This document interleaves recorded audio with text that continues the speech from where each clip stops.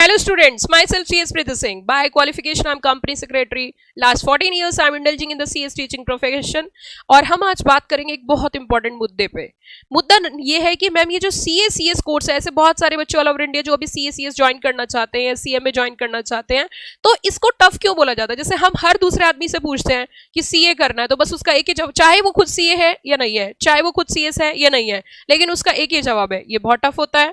और इवन यहाँ तक की भी बात होती है कि CS कर रहे हो, अच्छा ये थोड़ा आसान है CA से, या CA कर रहे हो तो ये बहुत मुश्किल है। देखिए मैं आपको साफ कर देना चाहती हूँ, चाहे CA करिए, CS करिए, CMA, तीनों में से कोई भी प्रोफेशन आसान नहीं है।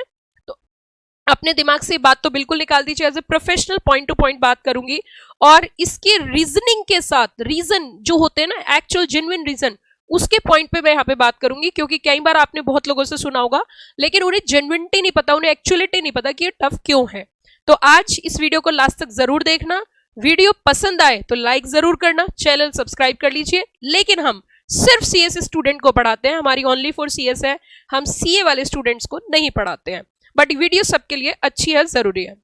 देखिए अगर आप CA ज्वाइन करना जा रहे हो या CS ज्वाइन करने जा रहे हो तो ये टफ क्यों है, इसके कई सारे कारण हैं। कारण नंबर 1, हम नॉर्मल कोर्सेज से कंपेयर करेंगे, जैसे BCom या BSc या BA आप कर रहे हो और अगर आप ये कोर्स करते हो तो इनमें क्या अंतर है। सबसे पहली चीज ये है कि जब भी कभी आप एक नॉर्मल कोर्स करोगे, जैसे कि ग्रेजुएशन करोगे, तो वहां पर क्या होता है कि आपने अगर 7 पेपर दिए और 7 में से आपका कोई एक पेपर क्लियर नहीं हुआ तो बस आपको एक ही पेपर दोबारा से देना होता है, जिसे हम बैक बोलते हैं। लेकिन CA, CS, CMA इन तीनों में से किसी कोर्स में अगर आप जाते हो तो यहाँ पे ऐसा सिस्टम नहीं है। यहाँ कुछ इस तरीके का सिस्टम है, यहाँ ग्रुप वाइज होते हैं। जैसे कि एक ग्रुप में 4 पेपर है और 4 में से 3 पेपर आपके पास है और चौथे पेपर आपका पास नहीं है, तो आपको चारों पेपर देने पड़ेंगे। अब इसकी भी एक कंडीशन मैं बता देती हूँ।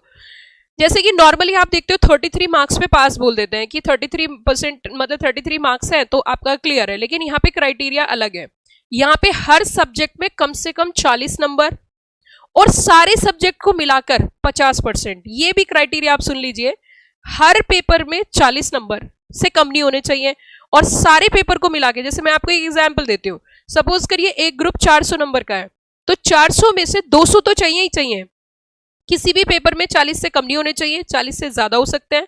अगर आपके 200 नंबर हैं और किसी पेपर में 4 में से किसी एक पेपर में 39 मार्क्स हैं तो सारे आपको देने पड़ेंगे, जब तक अगर आपके 60 से ज्यादा नहीं है। मतलब अगर किसी 4 में से किसी एक पेपर में 60 मार्क्स हैं तो एग्जेम्पशन उसे बोलते हैं, वो भी कुछ टाइम तक के लिए ही वैलिड होती है। तो यहाँ पे चक्कर क्या है कि एग्रीगेट बनाना, एक तो 50% का क्राइटेरिया, दूसरा पर पेपर में 40 मार्क्स, इसलिए भी इसे टफ बोलते हैं। नॉर्मल कोर्स में अगर किसी में से एक पेपर आपका फेल हो जाता है तो वही आपको बैक में देना होता है, लेकिन यहाँ बैक का कोई सिस्टम नहीं है, ऑल बैक हो जाते हैं, मतलब सारे पेपर आपको देने हैं।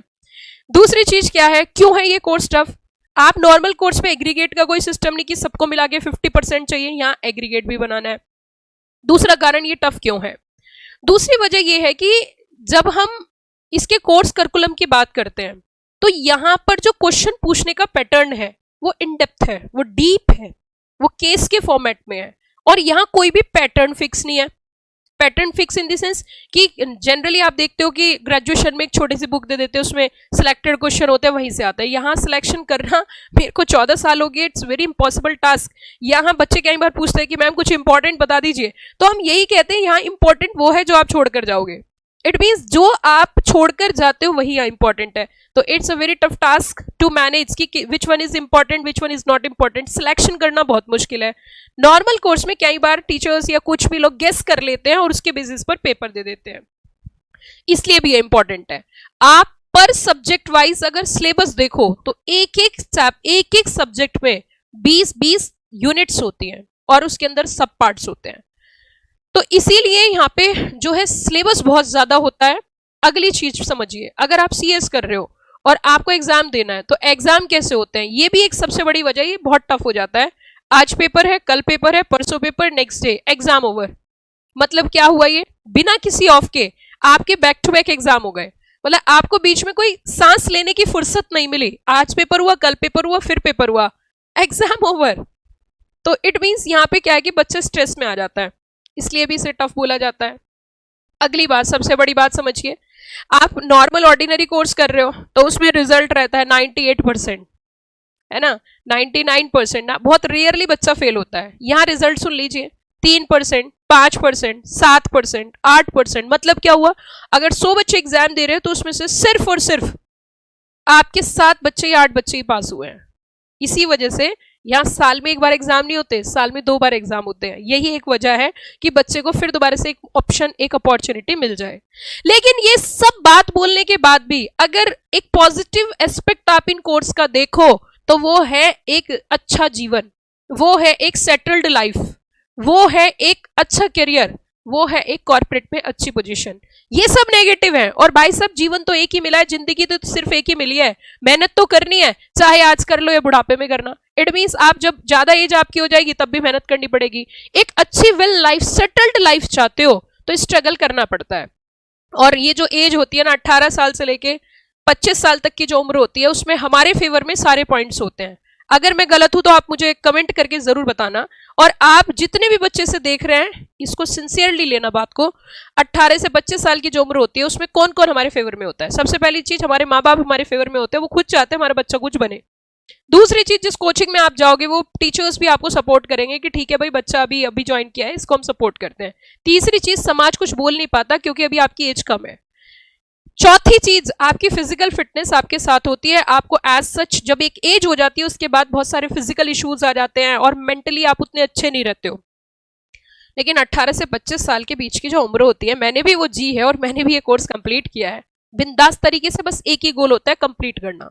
लेकिन बच्चे उसमें डाइवर्सिफाई हो जाते हैं। जब डाइवर्सिफाई हो जाते हैं तो सारी सिचुएशन एडवर्स हो जाती है। जब आप कोर्स के मजे लोगे तो कोर्स आपका मजा लेगा, है ना। आप सिंसियरिटी से नहीं करोगे तो वो होगा नहीं, नहीं होगा तो कोर्स आपका मजा लेगा। समाज आपके ऊपर क्वेश्चन उठाएगा, अरे इतने साल हो गए इससे कोर्स नहीं हुआ। रिलेटिव्स आपसे पूछेंगे, घर वाले परेशान हो जाएंगे, उन्हें लगेगा यार 5 साल 6 साल हो गए इससे कोर्स ही नहीं हो पा रहा है, तो ये आगे क्या करेगा। उनका भी विश्वास टूटने लगता है, डगमगाने लगता है। हालांकि माँ बाप कभी किसी के साथ ऐसा नहीं है बच्चे के साथ ना हो, लेकिन मजबूरी बन जाती है, सामाजिक प्रेशर हो जाता है, उम्र का प्रेशर उनके ऊपर आ जाता है। बच्चे को ये भी देखना है, उसको फ्यूचर में वैसे भी सेटल करना होता है, उसकी समाज के हिसाब से उसकी शादी वगैरह भी करनी होती है। 25-26 साल जब एज क्रॉस करने लगती है और बच्चा ऐसा लगता है कुछ कर नहीं पा रहा, तो सामाजिक प्रेशर उनको घेर लेता है। तो आप मेरी बात से अगर सहमत हो ना, तो आप इस बात पे ध्यान देना कि 18 से 25 एक ऐसी एज है कि आग का दरिया और डूब के जाना है। भाई सब कर दो कंप्लीट, अगर ज्वाइन कर लिया तो कर लिया। मैंने भी इसी मोटिवेशन के साथ किया था यार, जो होगा देखा जाएगा, अगर ज्वाइन करते हैं कंप्लीट हो ही जाएगा। If you have worth to join any course, either CA CS, I am not favouring to CS only, क्योंकि यहाँ मेरी इंटेंशन ये नहीं है कि मैं CS हूँ या मैं CS LLB MCOM हूँ या मेरी CS की कोचिंग आप मुझसे ही पढ़ो। भाई सब कुछ भी करिए, बहुत अच्छा कोर्स है CA भी, CA करिए, CS करिए, CMA करिए, कोर्स कोई सा भी करिए, लेकिन दम लगा के, जान लगा के, मोहब्बत करिए कोर्स से, प्यार करिए, उसे जिए। कोई भी काम करो या तो बहुत अच्छे से करो या उसे मत करो। तो इसीलिए आप अगर ज्वाइन करना चाहते हैं तो अपने मन को कर लीजिए कंट्रोल और लगाइए पूरा दम और ज्वाइन करिए प्रोफेशनल कोर्स, क्योंकि इसको करने के बाद जो सुकून मिलता है ना, और जो इनकम होती है और जो नाम होता है और जो सेटलमेंट होता है, वो मजा ही कुछ और है। तो इसीलिए आपको इस कोर्स को अगर करना है, तो मैंने कुछ बातें बताई कि इसे टफ क्यों बोला जाता है, लेकिन एक ही चीज है, खुद को कर बुलंद इतना कि खुदा भी पूछे बता तेरी रजा क्या है। तो इसीलिए बड़े बिंदास तरीके से आप इसे ज्वाइन करिए और मेहनत करके निकाल दीजिए, हो जाएगा। Thank you, have a nice day.